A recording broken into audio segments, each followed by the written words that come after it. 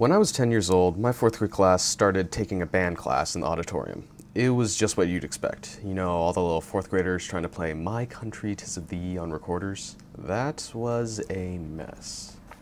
After about 2 weeks, the teacher decided we had mastered the recorder, and we moved on to more complicated instruments like trumpets, clarinets, and violins. Me? I got put on percussion. Unfortunately for me, I only got to play the snare drum, and the snare I was playing was being borrowed from a friend, so after the band class ended, I had to give it back to him.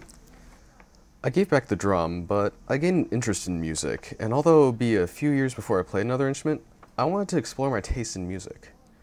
My sister actually sung for a rock band for a few years, and she helped guide my taste toward classic rock and 90s punk rock. When I was around 12, my sister got a Squier Bronco bass from a friend of hers.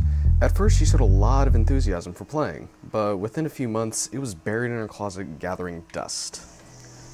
That bass stayed in that closet for about 2 years, but when I was about 14, I dug the bass out of her closet and picked up a book on how to play it.